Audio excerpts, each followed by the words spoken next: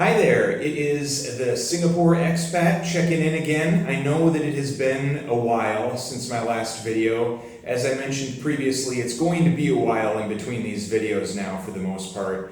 My last video was all about what an average weekend looks like here under the circuit breaker in Singapore.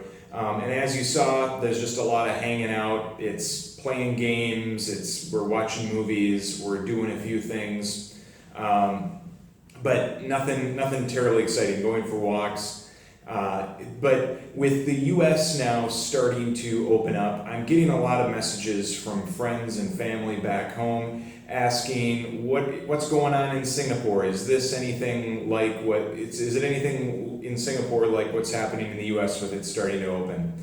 And so I thought I'd take a few minutes today just to walk you through what's happening here in Singapore and answer any questions you have. Feel free to leave them in the comments if I didn't cover off on something. So what's happening is that we are not opening up like the US at all here in Singapore. So it's very different. So in Singapore, they've broken down their reopening into a three-phased approach. Phase one, they're titling the Safe Reopening. So that starts on June 2nd. And what that means is that some businesses that aren't currently open will be able to reopen again. But it's not a lot of additional businesses. So it's not going to be that much different from the circuit breaker in terms of the number of businesses open. But there are going to be a few additional ones, such as drink shops, for example, like bubble tea shops. Bubble tea is big here. They're going to be able to open for takeout orders, that type of thing. Or I think coffee shops are currently closed. That could be wrong. I could be wrong about that. But in any event, more shops are going to be opening up for takeout orders. And then we are still only allowed to leave the house for what are considered essential activities. So things like grocery shopping, or if you have a critical doctor's appointment that can't be rescheduled, items like that. We're still not going to be allowed to go into work if there's any way for us to work remotely. And a lot of people, even if they can't work remotely, still won't be allowed to go back into work. The second phase is going to be called Safe Transition.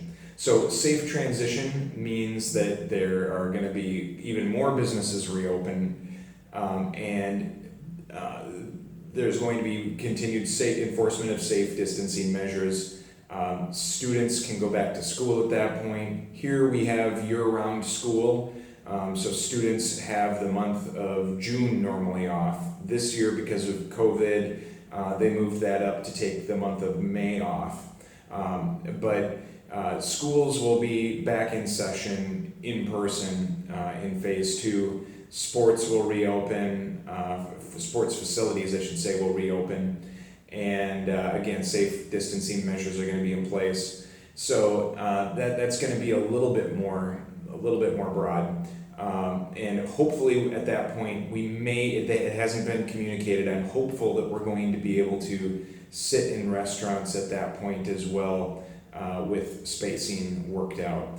And then the third phase is called Safe Nation, and that's essentially the new normal of how we're going to operate here in Singapore after COVID, or I should say after the COVID is stabilized here. And that's going to be everything resuming, but safe distancing is going to be in place. Masks are still going to be required, and there's going to be a cap on the maximum number of people that are able to congregate in a single place at once. So I think that about covers it. One thing that I also wanted to mention was that the airport right now, we're not allowed to travel outside of the country if we want to come back. So, for example, Heather and I are very interested in going back to the U.S. Originally, this weekend, we were supposed to be back in the U.S. visiting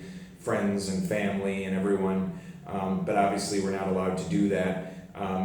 So currently Singapore won't let you do this unless you have written permission from the Ministry of Health to say yes, you can leave and return. So right now, if we were to leave, we can leave, but we would not be allowed back in the country without written authorization until everything is done here with COVID.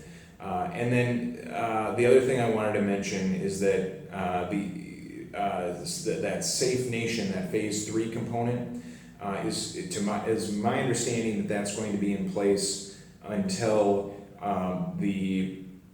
until a vaccine or the virus, until a vaccine is available or the virus is gone completely. And so it will likely be in place for a good while.